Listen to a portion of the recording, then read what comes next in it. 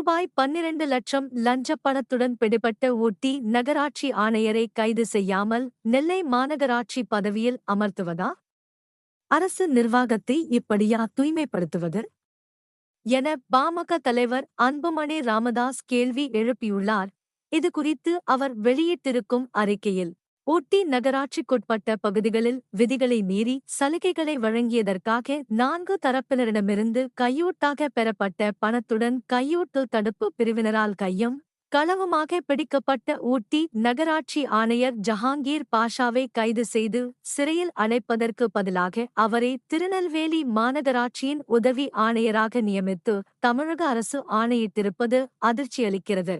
குற்றம் இழைத்தவர்களுக்கு தண்டனை வழங்குவதற்கு பதிலாக வெகுமதி வழங்குவது கண்டிக்கத்தக்கது. ஊட்டி நகராட்சிக்குட்பட்ட தொட்டபெட்டா சந்திப்புக்கு அருகில் சென்று கொண்டிருந்த மகிழுந்தை கடந்த 10ஆம் நாள் கையூட்டு தடுப்பு பிரிவு காவல்துறையினர் தடுத்து நிறுத்தி சோதனை நடத்தினர். அப்போது அவரிடமிருந்து ரூபாய் 11,70,000 ரொக்கப்பணம் இருந்தது கண்டுபிடிக்கப்பட்டு பறிமுதல் செய்யப்பட்டது. அதை 4 தரப்பினரிடமிருந்து அவர் வசூல் செய்து தமது சொந்த ஊருக்கு எடுத்துச் சென்றதும் விசாரணையில் உறுதி செய்யப்பட்டது. ஊட்டி நகராட்சிக்கு உட்பட்ட 36 வார்டுகளில் குடியிருப்பு பயன்பாட்டில் இருந்து வணிக பயன்பாட்டுக்கு வரி இனத்தை மாற்றிக் கொடுத்ததற்காக 2,49,000 ரூபாய் சேரிங் கிராஸ் முதல் கேசினோ சந்திப்பு வரை வாகன நிறுத்த உரிமம் வழங்கியதற்காக ரூபாய் 2 லட்சம், பாரதியார் வணிக வளாகத்தில் துணிக்கடையை உணவு விடுதியாக மாற்றியதற்காக ரூபாய் 2,50,000, தனியாருக்கு சொந்தமான கட்டிடத்தின் வரியை குறைத்து நிர்ணயம் செய்ததற்காக ரூபாய் 4,71,000 கையூட்டு வசூலிக்கப்பட்டதாக விசாரணையில் தெரியவந்தது. அவர் பயணம் செய்த மகிழுந்தை ஓட்டி வந்த ஓட்டுநரும் ஜஹாங்கீர் பாஷா கையூட்டு வாங்கியதை உறுதி செய்தார்.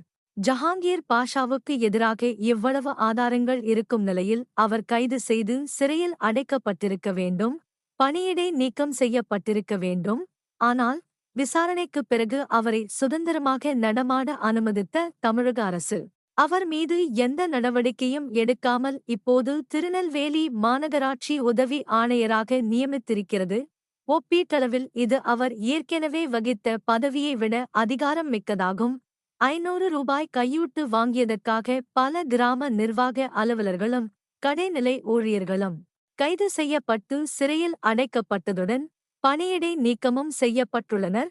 ஆனால் 11,70,000 கையூட்டு வாங்கியதுடன் அதற்கான சான்றுகளும் தெளிவாக இருக்கும் நிலையில் ஜஹாங்கீர் பாஷா மீது நடவடிக்கை எடுக்காமல் அதிகாரம் மிக்க பதவியை வழங்குவதன் மூலம் தமிழக அரசு சொல்லவரும் செய்தி என்ன?